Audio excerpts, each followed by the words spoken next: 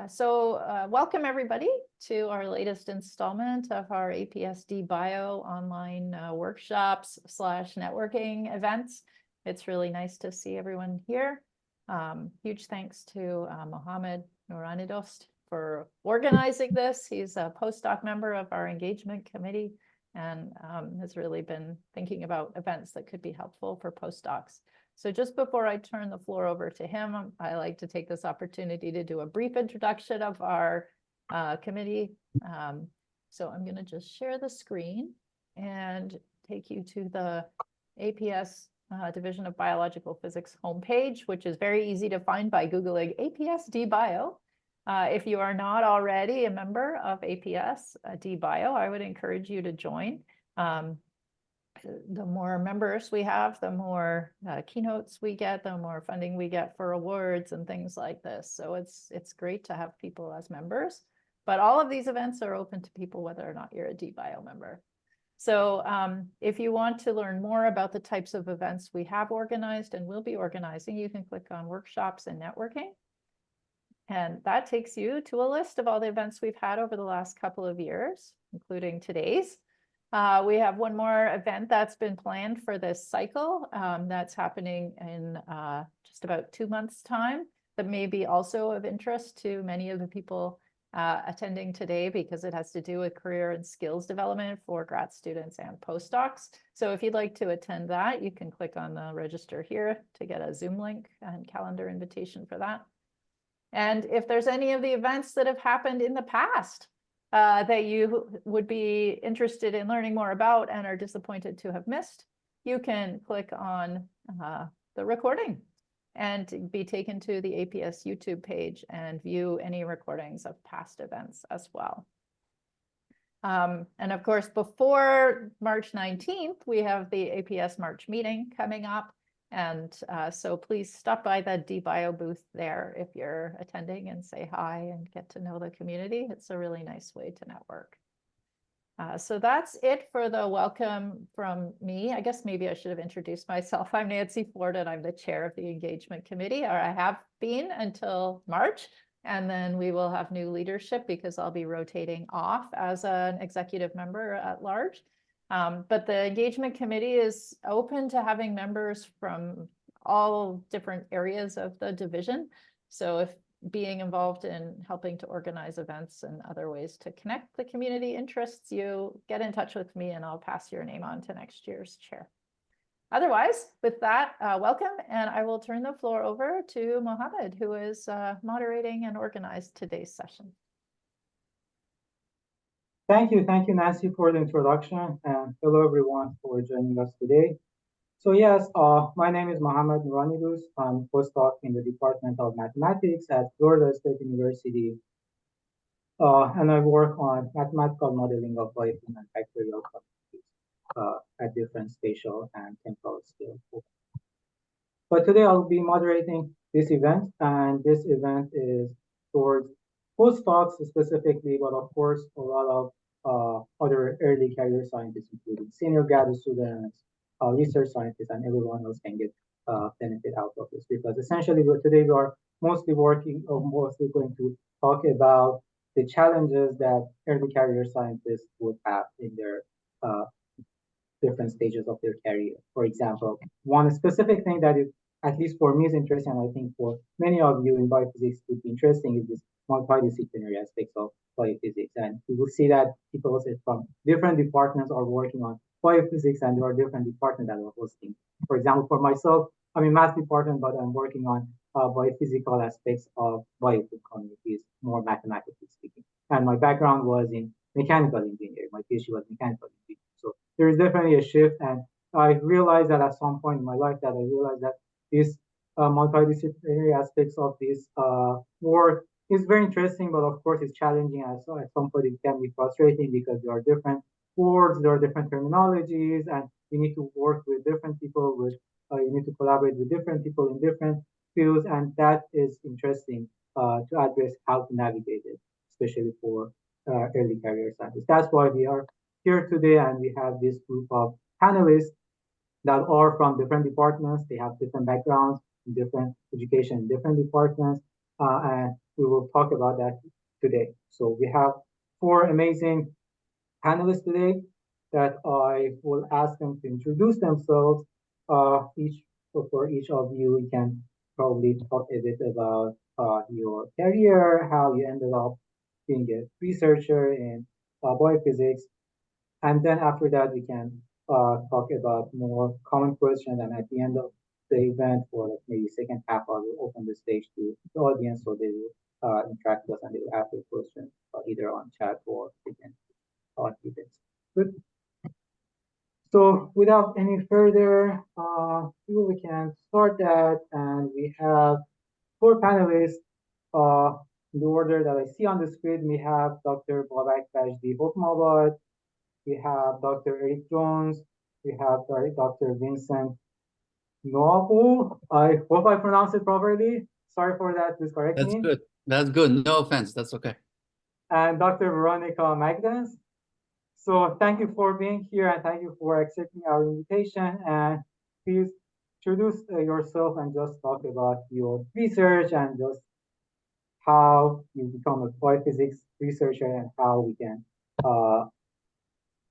go beyond that and just talk about multidisciplinary aspects of this research. So, Babak, you want to start? Of course, yeah. So, yeah, thank you very much, Mohammed. As Mohammed said, I'm a postdoctoral researcher. I work at Princeton University in the chemical and biological engineering department. I work with Professor Sujit Datta. So currently I work on biophysics. I use concepts from fluid mechanics, soft matter, non-equilibrium statistical mechanics to study problems in biophysics. Generally speaking, my interests are in like active matter or soft active matter. Right now, my research is focused on chemically responsive active matter. One example is bacterial suspensions. I study how these bacterial suspensions collectively respond to self-generated oxygen gradients. I also study proliferation and dispersal of growing microorganisms in yield stress environments. And also work on other organisms, different problems, but the first 2 that I mentioned were my primary interests right now. So this was a very brief introduction to what I do right now. I can also go over this journey that I've had where I ended up in biophysics research at Princeton. Should I? Yeah. I think you started with more like mechanical engineering, right? So Exactly, yeah. So I've had a bumpy ride, I would say. So I started my undergrad in Iran in mechanical engineering. There I was interested in research. So I did a lot of research as an undergraduate student, but I never could even dream about doing biophysics because of the lack of resources, simply put. I was very interested in microfluidics and its applications in cancer research. So I moved to University of Alberta in Canada to do my master's, to work on colloidal hydrodynamics, microfluidics, things like that. Maybe to move towards biophysics and bioengineering. So my master supervisor quit on my first day of grad school. So I had to switch my group. I started doing research on experimental studies of turbulent flows. This is like larger scale studies, nothing that I planned for. But there's a silver lining. I built a very solid background in measurement techniques, imaging techniques, image processing, something that I used for in the future in my research. So I wanted to move towards biophysics, but after my master's, I found this to be like a big jump, I would say.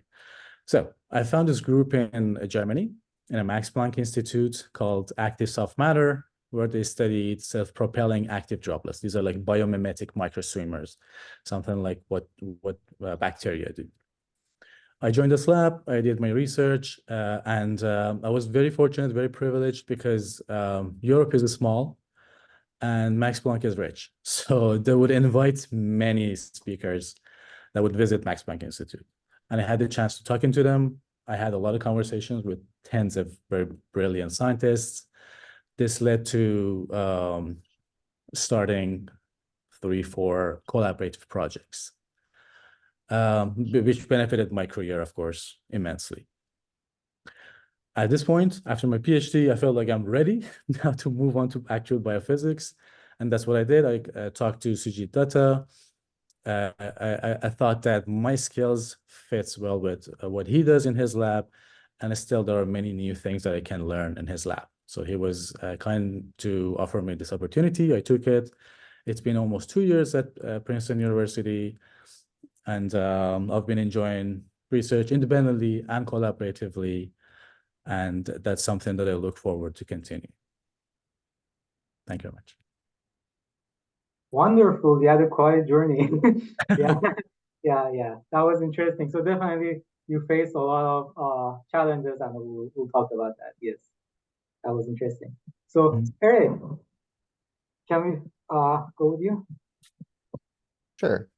Yeah, so my journey, I suppose, as a biophysicist began in graduate school at University of California at Santa Barbara, where I joined a group for the study of complex systems with faculty member Gene Carlson.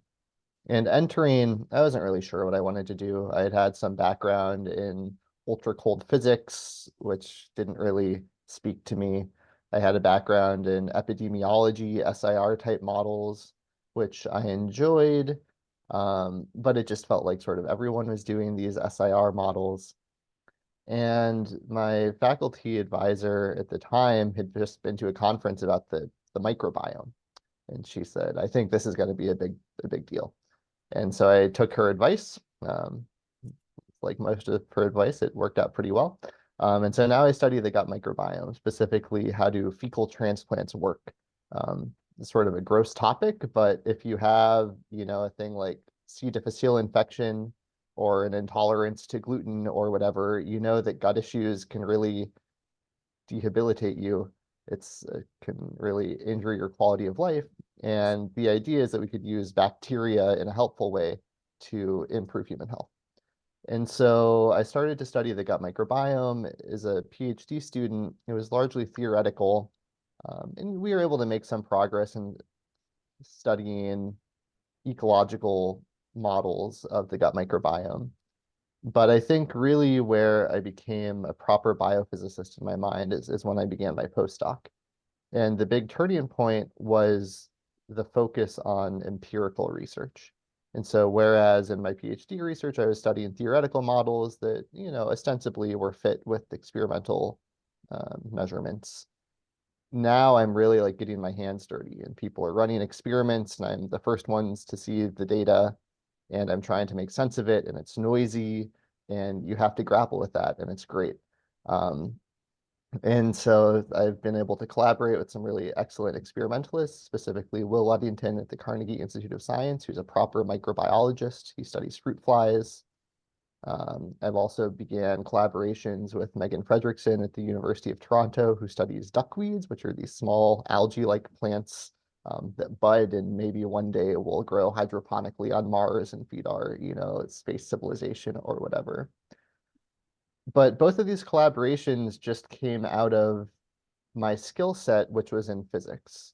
It was my ability to, not run away from calculus, to have a strong grasp on numerical methods, to be able to think probabilistically about things, to think in terms of distributions.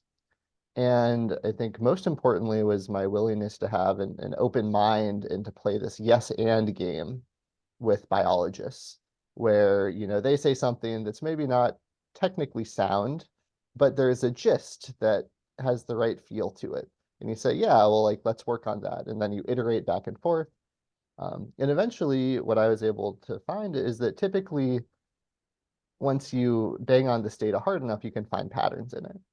And so I think this is really my physics training of trying to make sense of sort of complex phenomena, trying to use mathematical models to quantify these things in the simplest possible way, understanding these trade-offs between overfitting and not capturing the true phenomena that led to my current career as a biophysicist. Now I'm at Simon Fraser University. I work in a statistical physics group where Everyone else is studying molecular machines, which requires, again, the stochastic framework, the stochastic way of thinking, but I apply it to thinking about how bacteria colonize. Will they colonize the gut or not? And then again, matching this with experiments performed in flies to quantify these stochastic models. So that's been my trajectory as a biophysicist. I would say like pressure points, places where I find it difficult to be a biophysicist that maybe other people can speak to. It feels sort of like you don't necessarily have a home anywhere. It feels like everyone in every discipline is always quick to say, ah, well, that's not physics, or they say, ah, well, that's not biology. They say, ah, well, that's not quite ecology. And I think this is one of the difficulties I've faced in trying to understand, where is a home, because I've embraced interdisciplinarity, but then you also see that it has a negative side effect. So I'd be interested to hear what other panelists have to say about that and the discussions to come. Thanks for having me. Thank you, Eric, and I agree with you. Yes, maybe we should make our own home, the biophysics department in school. But yes, you're right. Like definitely, this is the pros and cons of course this research, that like it is multidisciplinary, and it's good that we are in different departments, but we have DBio as our home at least. So this is good that we have DBio coming. Okay, so Vincent, please. Yes. Yeah, so my name is Vincent. I'm currently a professor at the University of Minnesota in the physics department, and my journey with multidisciplinary research started also essentially only with physics. At the end of my first year of graduate school, I did an internship, and it was on soft matter physics.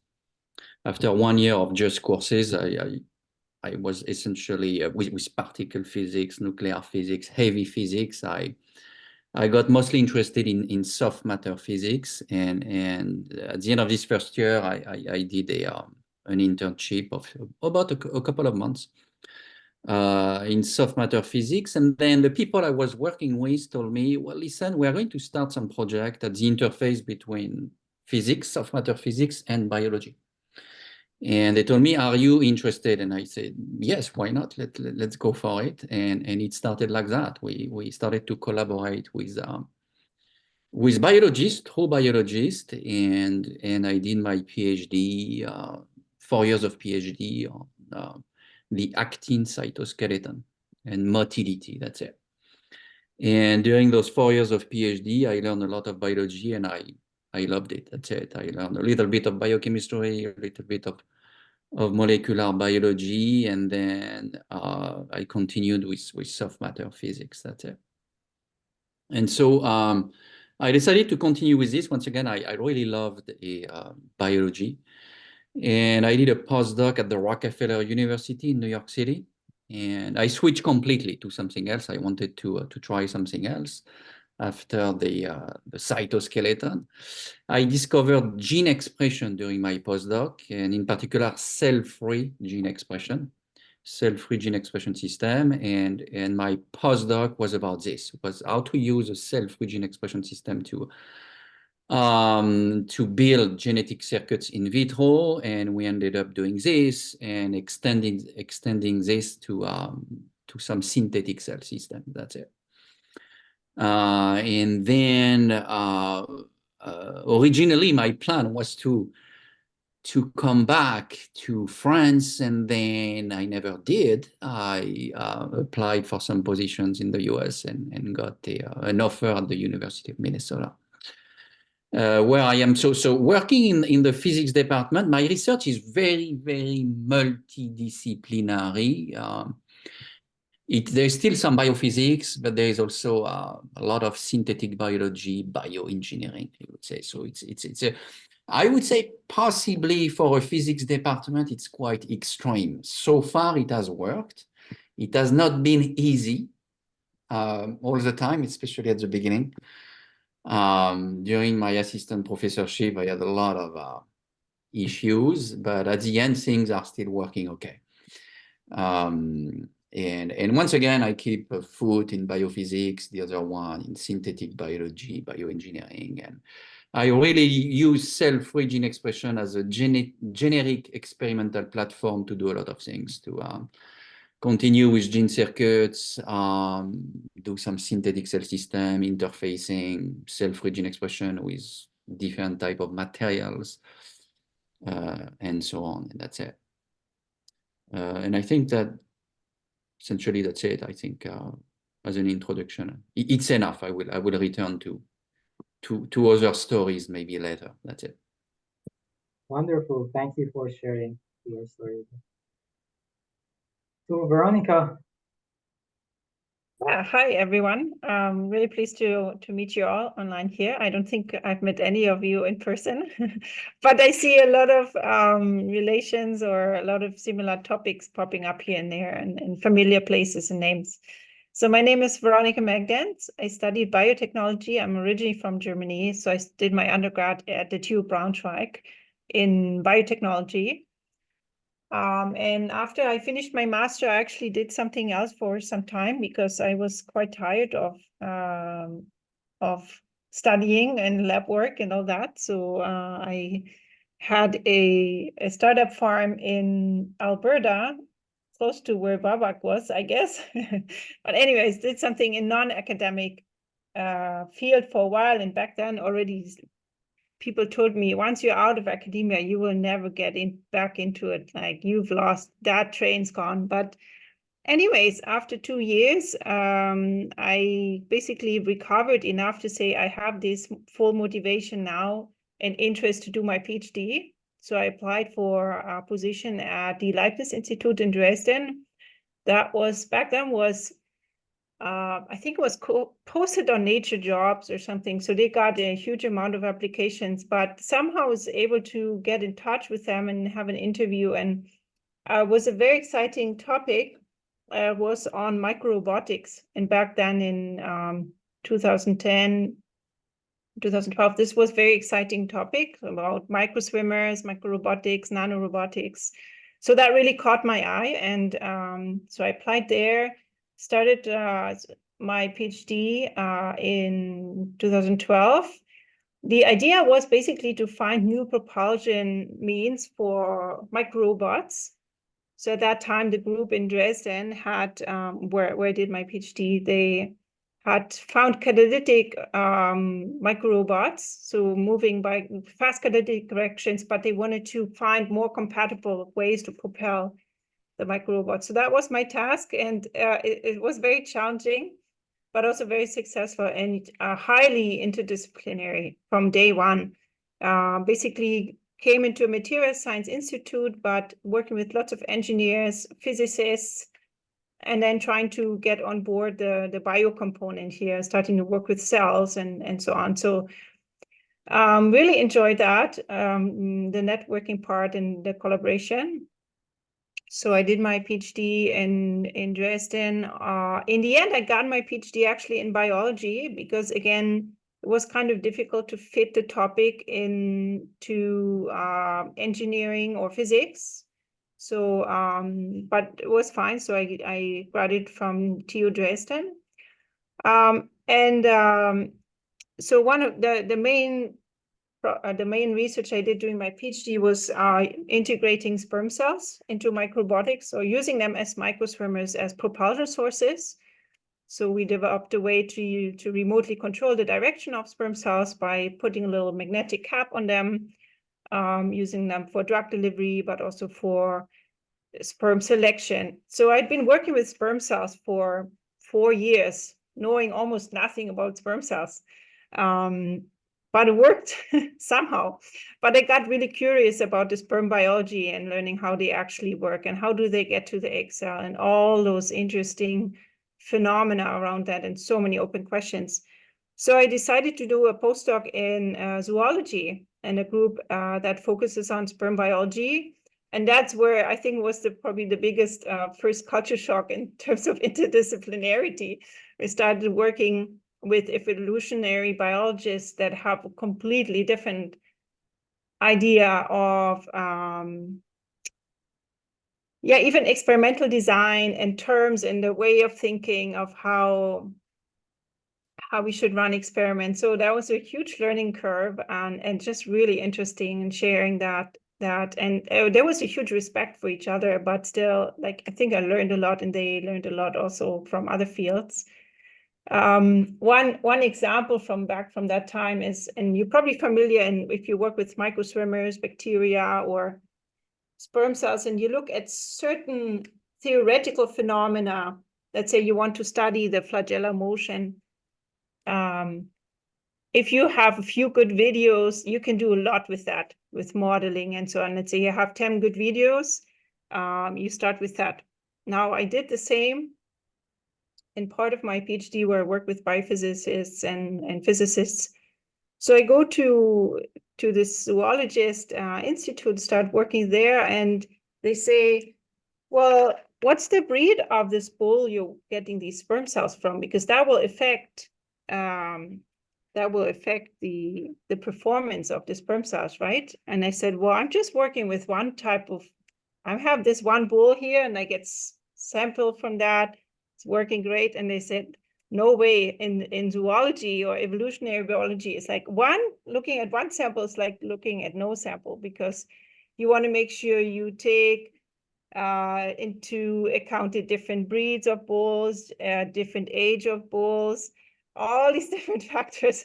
So completely different approach. And it was just really interesting learning from that. Anyway, so that was during my postdoc. And then, so I did more studies on metabolic and like sort of trade-off between, or like phenomena that relate to motility of cells, but also have to do with metabolic activity, and really understanding sperm migration, what it takes for the sperm cells to get to the egg. So that was also my postdoc in Dresden. But then again, I really enjoyed academic research, but it became more apparent that I would have to get more international experience. So I applied for a Humboldt Fellowship to join a bioengineering institute in Barcelona. So I moved there in 2020 and expanded my work towards more artificial microswimmers, so learning about soft magnetic swimmers that mimic sperm motion, but where we are more in control over the fabrication and lifetime and all that. Also, we're a bit into bioprinting of tissue. And then I got the Caixa Fellowship after the Humboldt Fellowship to expand my work in Barcelona. And then I started applying for faculty positions. And I've been here at Waterloo now for about 1.5 years in the Department for Systems Design Engineering at Waterloo in Canada.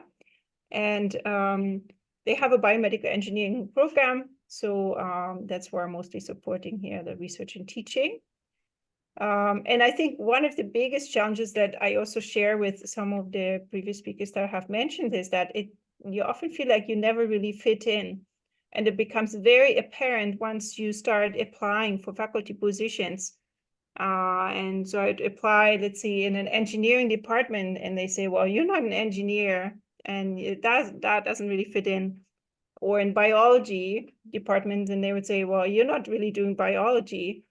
So it always felt like you're sitting in between the chairs and not really fitting anywhere. So it's been really nice to see that there are universities or institutes that are really open-minded for this interdisciplinary expertise and are looking for that. But it can be challenging, especially in a more traditional, let's say, universities, or the way things are set up in departments of very specific fields. So that's my experience so far. Yeah, so right now my research is a little bit of both. So I'm still working on sperm biology, for example, cooperative behavior of sperm cells. So where we have multiple swimmers working together, forming bundles, and how they use those different phenomena to basically help each other to get to the egg cell. And the other side of things is the soft robotics and artificial microswimmer thing, where we also develop small robots for drug delivery, for non-invasive surgery, and cell delivery.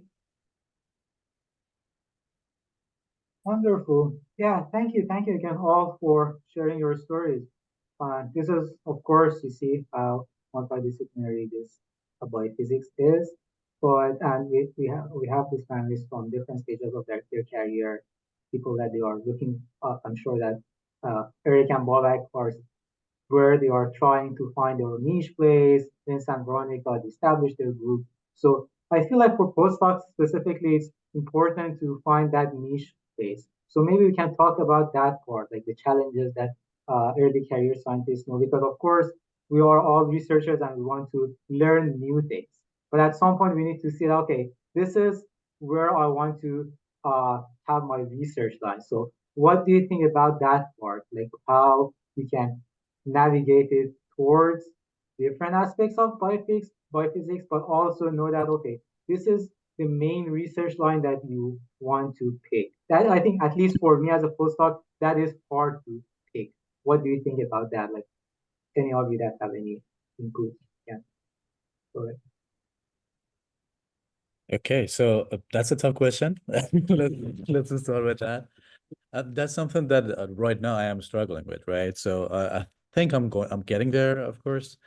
It's the main challenge of trying to do good research and at the same time stand out so that people notice that you're doing something new and novel and you're an added value for any department.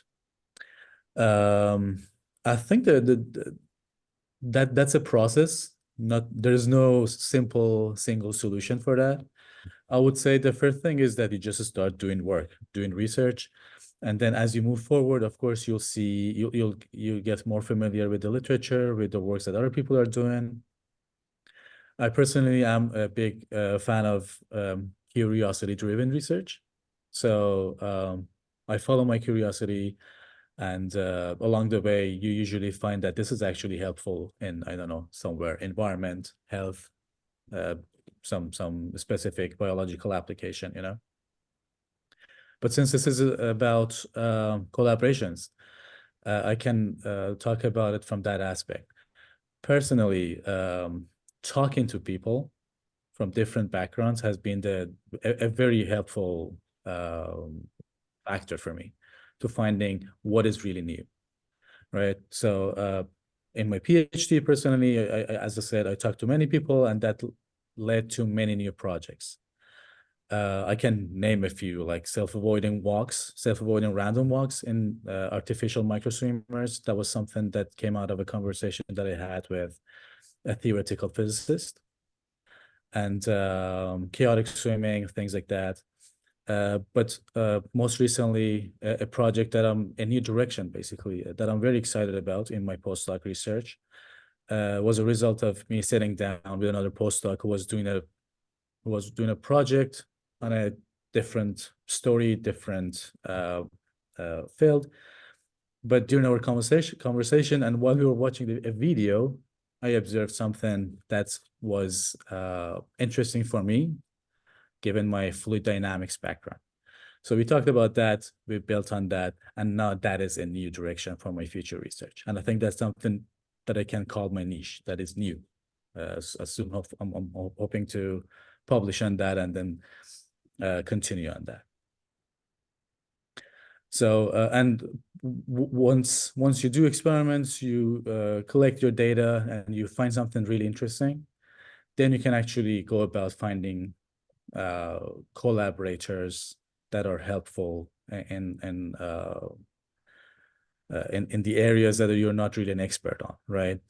So I would say in terms of collaborations and navigating your way and finding collaborators, first and foremost is talking to people, trying to find what is interesting for the community. And then once you do your work, you come up with something interesting, then you can actually go and formulate a good question, and then based on that, come up with a plan, and then find a collaborator that is an expert in that field, and then work together towards that goal. Yeah. Okay. That was really good input. I like that. Any other of you have any input on how to navigate? Yeah, I agree with what Babak just said. About the networking, it's important. It's during your postdoc that you're going to start building a network. Do that with your postdoc advisor. But it's very important. The research nowadays is mostly collaborative. You have to collaborate almost. That's it. And especially when you look at funding, it's a lot of funding now is available. It's collaborations. That's it. So build your network, talk to people, do that with this, talk to your postdoc advisor. Just don't go like that and start what. Very important is that when you're a postdoc, don't get headaches with the next step. I was in the lab, I was not thinking about the next step. Don't think about that. Just as an experimentalist, just go to the bench, do experiment, get data, develop your research, publish, and that's it. You will have time to get headaches with the next step. I'm telling you, you will get to that step and enjoy research, because afterwards you do much less research if you get hired somewhere. You build a lab. It's fun too. I mean, you build a lab, but the bench is that's it. It's just a way. So once again, focus on the research. Focus on the research. Don't think about the next step. You will have time to think about it after. That's it. Great. Thank you. So yeah, any other input that you want to share with the audience about how to initiate collaboration? Maybe you can talk more about how to initiate collaboration and how to talk to people from different departments. Of course, like we are all physicists, mainly physicists. I can't say physicists department, but at the end of the day, we need to work with biologists, we need to work with engineers, mathematicians. How to navigate that part, like as experimentalists, talking to mathematicians and numerical people, and as mathematicians, how to work with people that they are really working on some experimental data, like how to manage these. And of course, like we have questions that is more about even as a chemist. So how to enter biophysics as a chemist and how to talk to chemists as a biophysicist. Yeah. So I might so in my experience, the collaborations I've started as conversations, just with being enthusiastic and having read their papers and having good questions ahead of time. Then I found that honestly, every biologist that I've talked with is always happy to share their data with me, because if I don't find something, well, no harm. If I do find something, then maybe we can publish a paper together. And then once you get that, once you've found patterns in their data that are meaningful, well, now they trust you, and now their network becomes your network. And you get your name whispered through the grapevine, and then other people are more willing to collaborate. So that's been my experience in finding collaborators. I'd also like to just point out one of my favorite things about the biophysics community and about interdisciplinary biological collaborations more generally. And it's a contrast with what I see is in like the high energy physics community, say. And I had a lot of friends at UC Santa Barbara doing really good high energy physics, but it always felt like there was like some oracle, like somebody who everyone would look to when you asked a question, and that person would know the answer, and what they said was true and correct. And in biology collaborations, I feel like that's not the case. I feel like you have a bunch of different people that are all, they know their domain. And when you have a question about some particular thing, eyes look to that person or that person, but it's different. And everybody has their own expertise. Everyone has their own niche. And it feels more egalitarian, perhaps, where like everyone is contributing to advance the project. And it's not like one person is the manager who already knows what the outcome is, and you're just going through the motions. So this is a thing I really enjoy about the interdisciplinary biology. And I think it's probably what drew me in this direction rather than in other types of physics. So I thought I'd just comment about that aspect of biophysics too. Interesting. Yeah.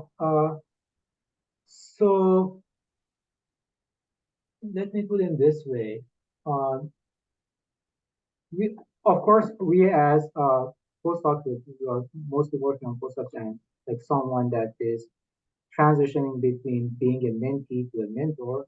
Of course, we need to initiate collaborations, but also we have mentors. So do you think that having like a second mentor in a different department, a different field that is close to your research, but a bit different can help having these conversations and just knowing how to initiate collaboration or like how to manage that, how to have a, how to find a second mentor and how to find someone that can help you with working on different research that is close to you enough, but not something that you are exactly working on, if it makes sense.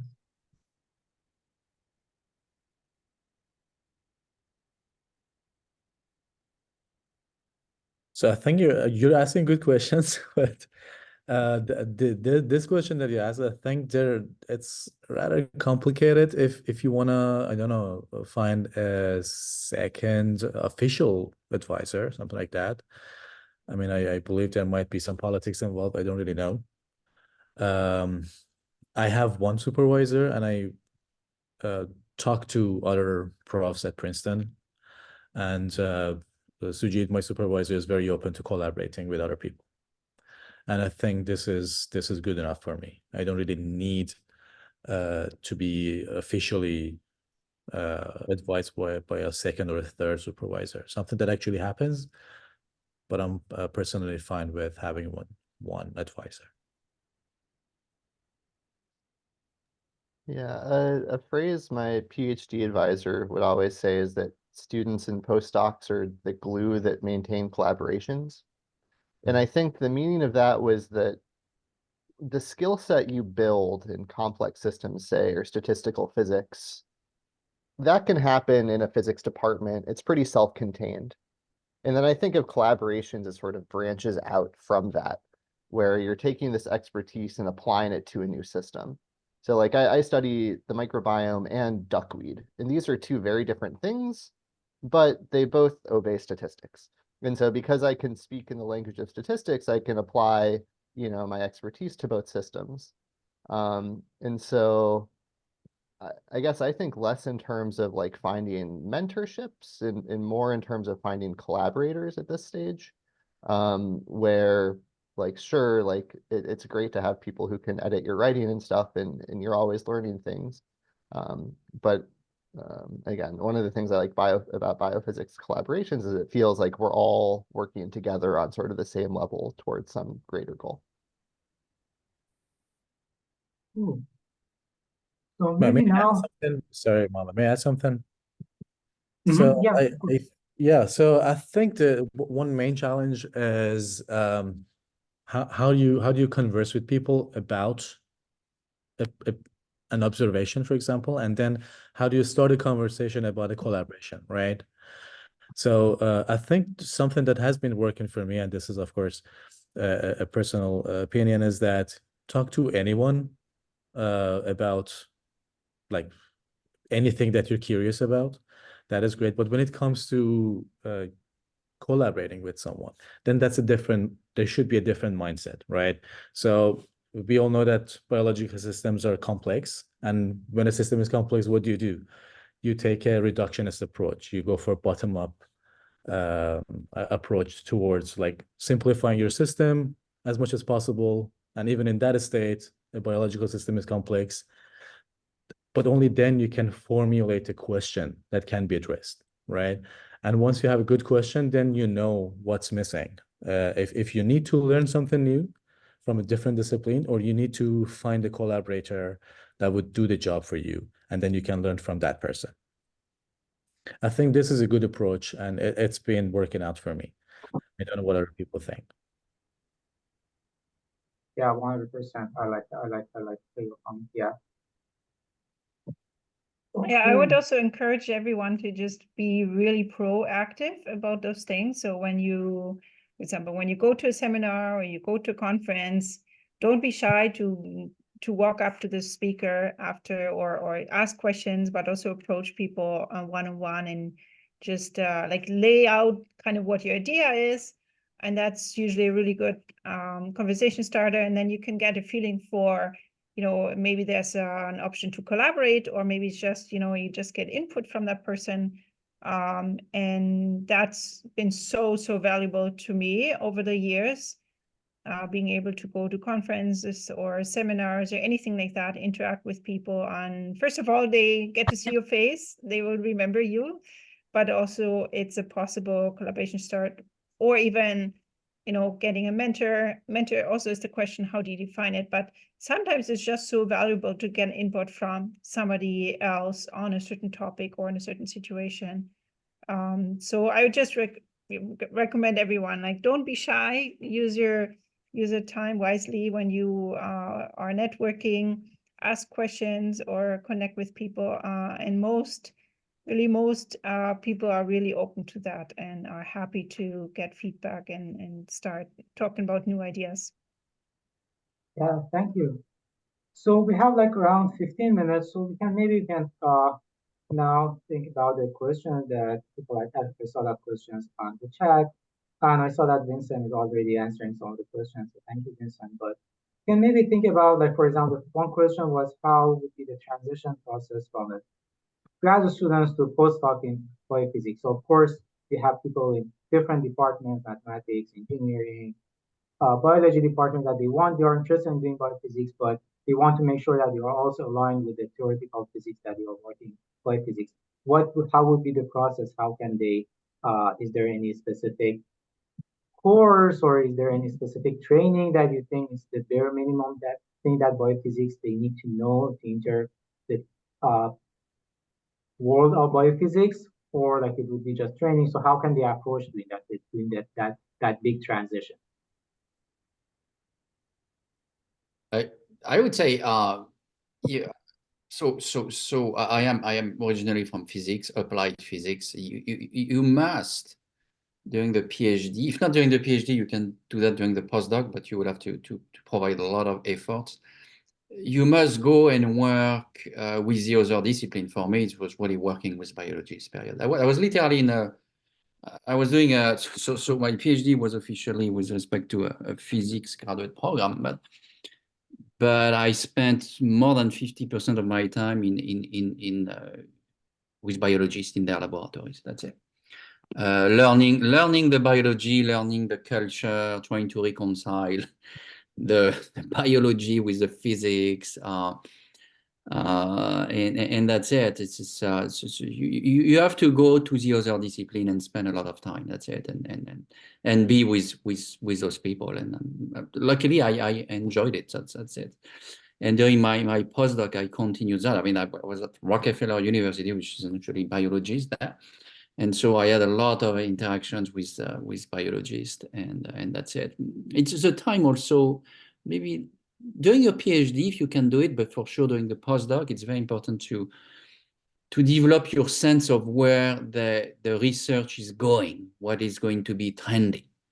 If your research is super beautiful, but if it does not catch the trend, you will have a problem to sell yourself. That's it. So you have to learn how to do that too. And that is like exactly what Veronica was saying, Eric and Babak just before. You have to interact a lot with other people. You have to interact a lot with other people. You have to go to seminars. It's difficult at the beginning. It's not your culture. I was listening to some talk by biologists. I was at the beginning understanding what 10% of what's going on there, but you have to do it, and then after a few months, a year or two, that's it. You start developing the multidisciplinary culture. Mm-hmm. Wonderful. Any other input about what skill sets are necessary for biophysics to start their career, or if they are biophysicists now, but they want to start a new research line that is more towards biology, or more towards like theoretical work, but they are working on experimental stuff. So how would it be their approach? How can they start doing something that is their interest, but is different from what they are doing? What do you think about that?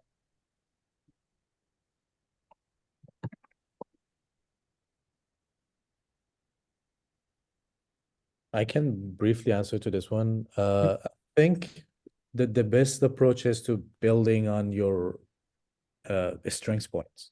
So whatever you're good at, you need to build on that and then try to broaden your spectrum of projects that you can work on.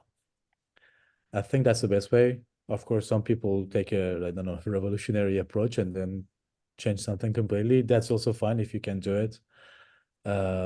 Yeah, but like from a more applied point of view, if you're a PhD student or a postdoc and you plan to go to a different group or new lab, I would say try to contact them very early and then try to look for fellowships and things like that a year in advance. That is very critical because otherwise it gets difficult to find other positions. Yeah, I would definitely agree with that advice of if you're going to go into a postdoc, do your best to find a fellowship to, go along with you.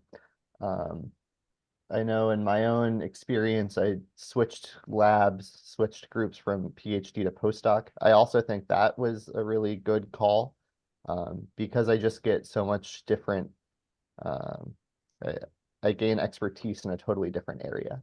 And so I think I went this route of broadening my skill set and saying, well, now I have basically, 3 or 4 techniques that I can apply to any biological problem instead of 1 or 2. And I think that was really beneficial for me.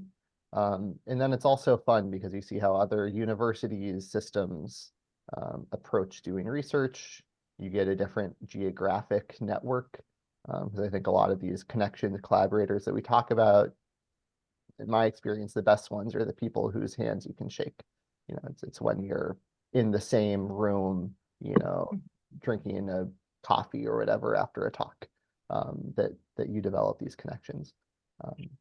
But yeah, I'm personally a proponent of switching it up even between, undergrad and PhD and postdoc and seeing the world if you can.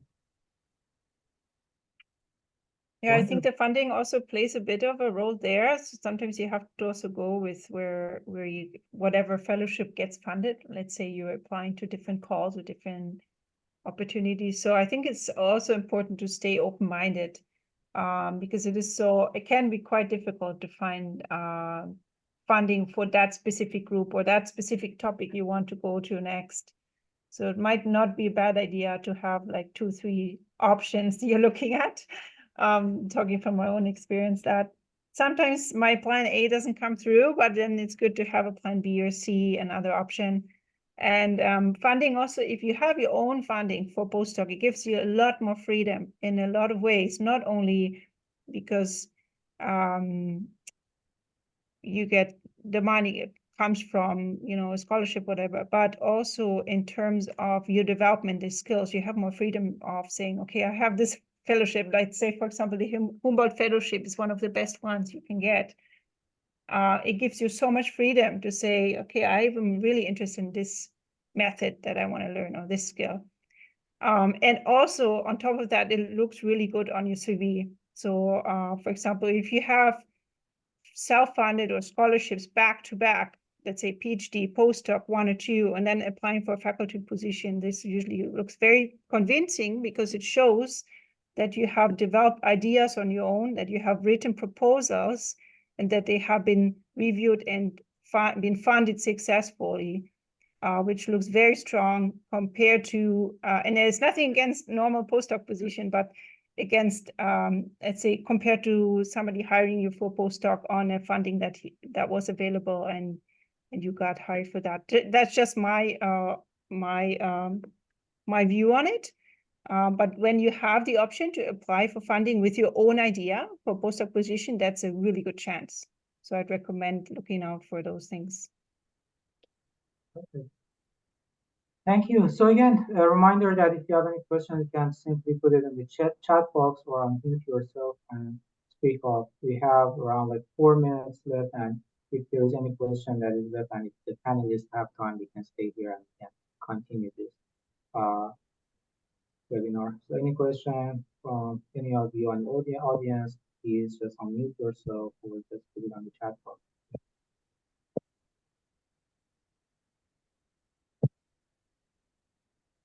So we have one question that says, can you please provide some advice on how to approach the faculty job application in different departments? Wow, that is of course a very long process. I did my PhD in civil engineering department and I'm doing postdoc in mechanical engineering. I am working on numerical aspects of cell biology and microswim. So is there any of you that have like a short, of course, this is a very, very long process applying for faculty jobs, but any advice on this?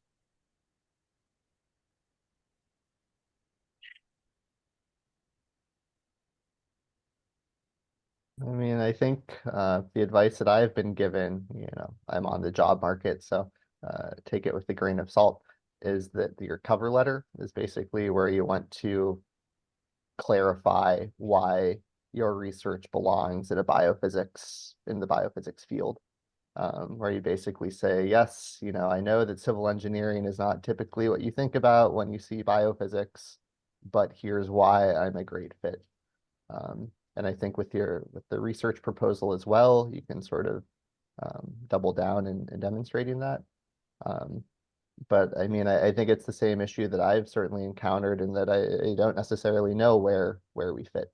And so I wish I had a clean answer of what to do, but I don't. There are many aspects to an application. So for example, one of them show that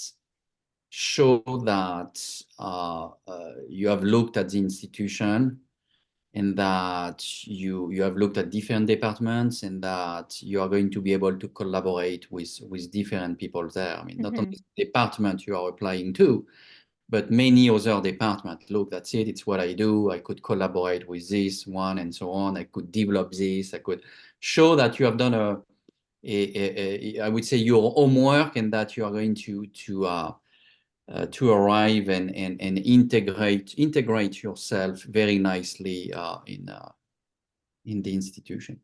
It's one example. Probably looking for positions that they have joint program with different departments may help too. There are sometimes like position in physics department that they want someone that collaborate with engineering department. That probably would help a lot for applications that you are more towards one specific area in engineering, but we want to go for knowledge. Okay, yeah, thank you all for all this here. Any closing or anything that you want to share at the end of the seminar? I think we have like 1 minute left, but of course we can continue for a while if you are available and close the event.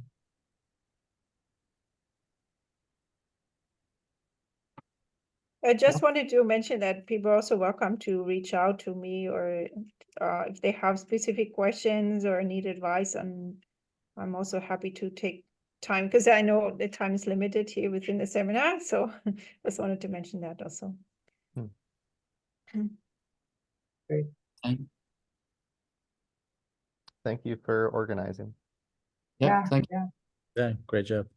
Yeah, thank you all for joining us here, and thank you, Kovac, Eric, Vincent, and Veronica for being here. So I think we can end the webinar, and hopefully I'll see you somewhere the world. Yeah. Sounds great. Thanks for having me. Mhm. Thank It's great you. to see you all. Take care. Bye. Bye.